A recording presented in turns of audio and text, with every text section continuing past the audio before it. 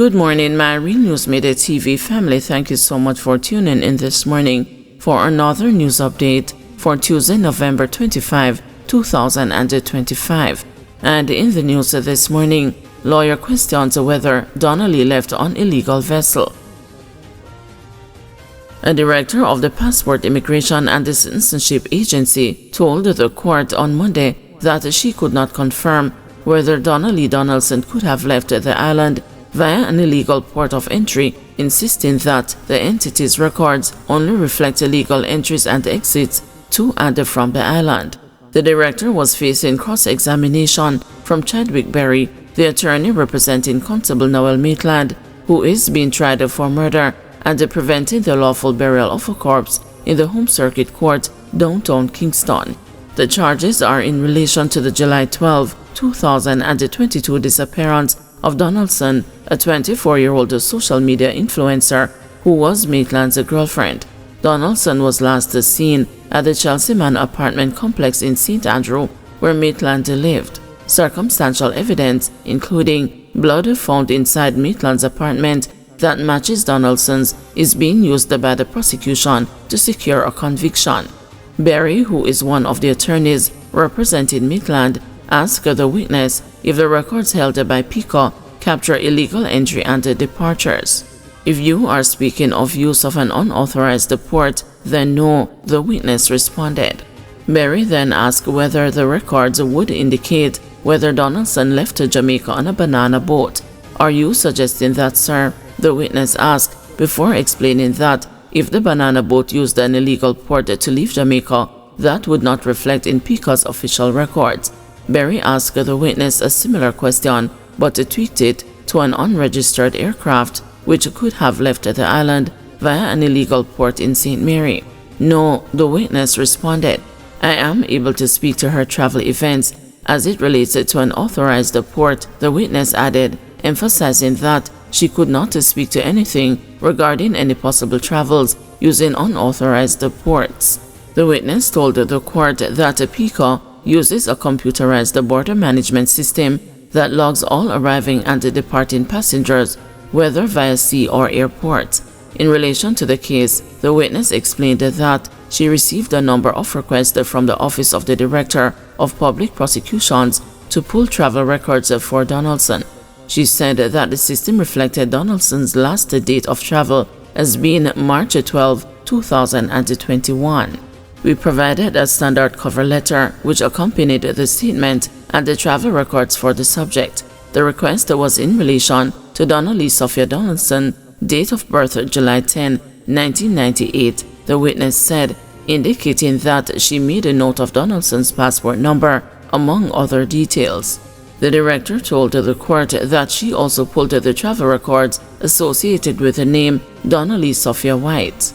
Sophia Log, Donaldson's mother, had told the court during her testimony that there was a time when Donaldson used the last name White. She said that a search was done on the second name, Donna Lee Sophia White, along with the date of birth, July 10, 1998, among other details. The witness said that the travel records were ascertained for the second name provided, which showed that passport was issued to a child who last traveled using that document in 2013. The trial continues today. Alleged axe murderer charged. A 20-year-old man has been charged with murder after allegedly chopping a woman and then calling the police on Saturday. Charged is 20-year-old Kevin Williams of 2nd Avenue, Vineyard Town, Kingston 3. Dead is 58-year-old Rosemary Samuels of the same address. Reports from the police are that at about 9 p.m., Williams and a woman had a dispute, during which he left and returned with an axe. He reportedly used the instrument to chop the woman to the back of her neck, then summoned the police. Upon the arrival of the lawmen, the woman was seen lying on a bed face down in a pool of blood. She was transported to the hospital, where she was pronounced dead. Williams was subsequently taken into custody, where he was charged following a question and answer session in the presence of 2 justices of the peace. His court date is being finalized. Family and their friends are struggling to deal with the loss of police constable who died in traffic crash. To friends and the family, Christopher Kondapa was always destined to be a member of the police force. They say the selfless, caring personality he portrayed for as long as they can remember was fitting for the career he chose to serve and to protect his country as a member of the Jamaica Constabulary Force. In 2012, Kondapa realized his childhood dream when he joined the GCF, but that dream came to an abrupt end on November 10 when the 34-year-old constable died in a motor vehicle crash. Police report that the crash occurred approximately 2:30 p.m.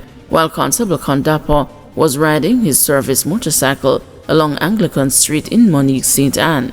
The police reported that a Suzuki Swift motor car traveling in the opposite direction collided with the constable's motorcycle.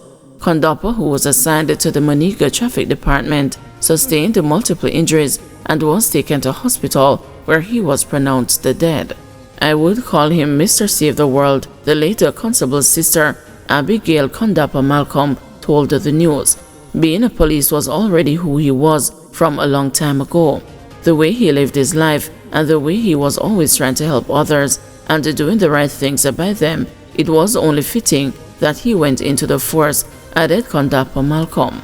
She said her brother was the foundation of their family, even from when they were young and growing in Highgate, St. Mary. He is the one who is always texting in the family group and ensuring that we are good. Even on the day of his death, I think he told us goodbye without realizing. That morning, he individually told us good morning and to have a good day, Kondapa Malcolm said as she fought to hold back tears. Dealing with his death has also not been easy for the constable's mother, Dorothy Kondapa, who is now left hanging onto the memories of her caring son.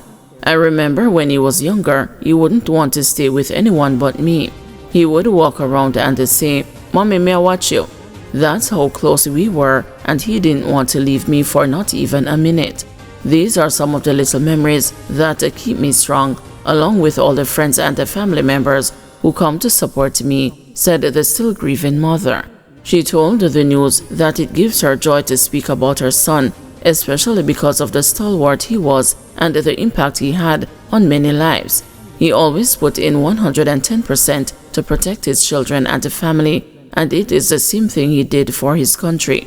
I remember one day on the job, he took a child's bag, put it on his shoulder, and helped that child to cross the road and put the child on a taxi. The mother recalled as she declared that Constable Kondapa always went above and beyond the call of duty.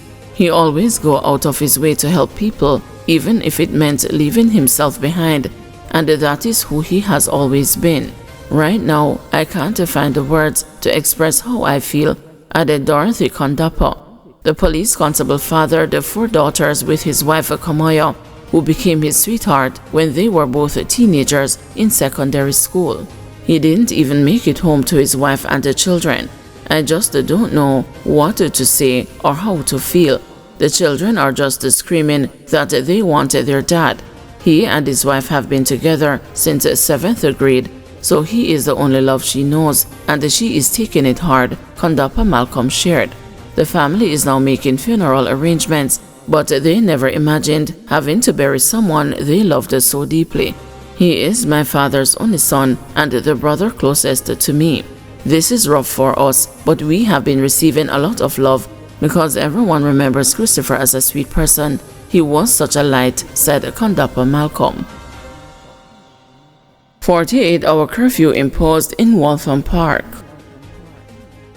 A 48-hour curfew has been imposed on a section of Waltham Park, Kingston 11. The curfew began at 6 p.m. on Sunday, November 23, and will remain in effect until 6 p.m. on Tuesday, November 25. The boundaries are as follows: north along Cartina Avenue from the intersection of Waltham Park Road to the intersection of Woodham Crescent and Verbena Avenue. South along Yap Close from the intersection of Waltham Park Road to a section of Woodham Crescent. East along Waltham Park Road from the intersection of Yap Close to the intersection of Waltham Park Road and Cartina Avenue. west along Woodham Crescent to the intersection of Woodham Crescent and Dieppe Close to the intersection of Verbena Avenue and a section of Cartina Avenue. During the hours of the curfew, persons within the boundaries of the curfew are required to remain indoors unless otherwise authorized by the person in charge of enforcing the curfew. Guys, thanks for watching. Please join us this afternoon at 2 p.m. for another news update.